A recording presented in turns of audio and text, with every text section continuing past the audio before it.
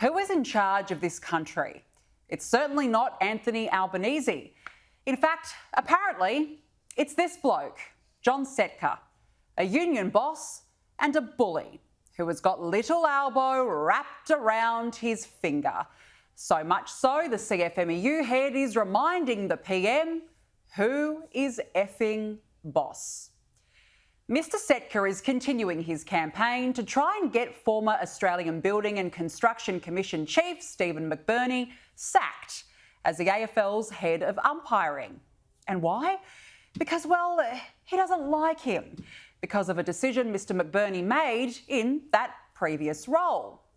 So Mr Setka, acting like a petulant child, chucking a tantrum, throwing his toys on the floor, is vowing to proceed with a work to rule campaign to disrupt AFL projects. And he's told Albanese to stay out of it. And guess what? It seems the Prime Minister has listened. Now, this thuggery could have a massive impact on AFL in this country. Yet Albo today couldn't bring himself to push back against his union mates and stand up for Australia. John Setka is someone who I expelled from the Labor Party. If you want to betray us, you're going to pay a price. So what do you think of that sort of language? Is that acceptable?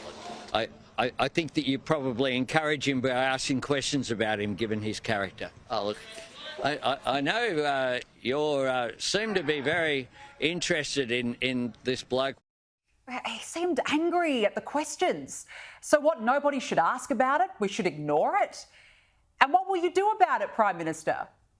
It's none of his business what occurs with the AFL. That's a matter for the AFL. There it is. Nothing. How pathetic. He's acting more like a lemon than a leader. And now the Electrical Trades Union, the Australian Manufacturing Workers Union and the Plumbers Union have jumped on board, backing this thuggish behaviour by John Setka, and even warning Virgin Australia's owner against appointing the current frontrunner to the airline's CEO job. So basically, none of them are doing what unions are meant to do, and that is help workers.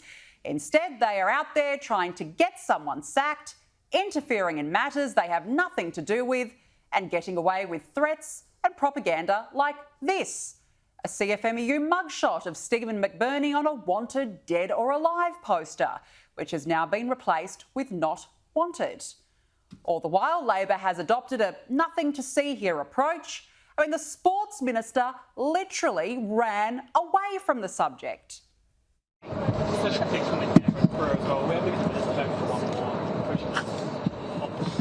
is it? It depends on what it is. AFL umpiring. Can I just take all the Football Australia representatives away if it's okay? Just if everyone comes over this way. I think we're done. Sorry, mate. And this was Workplace Relations Minister Tony Burke. Has the CFMEU gone too far in this case by personally going after someone? Well, I've made clear what we would do and we would not do, and what we have done and have not. At the moment, there's a war of words that's running through the media. When you say gone too far in terms of what they've done, things haven't been done. What? I'll sum it up for you. In other words, I don't want to upset anyone. Nothing to see here. Meanwhile, John Setka, a bully, is running rings around this government, telling The Australian, we're not going to have politicians tell us who we can go after and who we can't.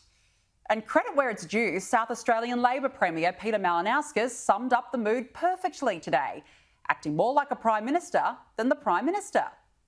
I don't know what Mr Setka thinks he's achieving for his members, but if you're out there belligerently just thumping the table or you're being accused of bullying people, I don't know where that gets you.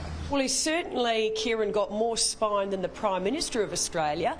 I mean, the Prime Minister, it is extraordinary. Over the last 48 hours, his true character has shone through for all Australians to see. He is a weak and impotent Prime Minister who is being stood over by John Setka. Nobody else would get away with this sort of threatening behaviour. But when it comes to Labor and their union mates, it's a different story.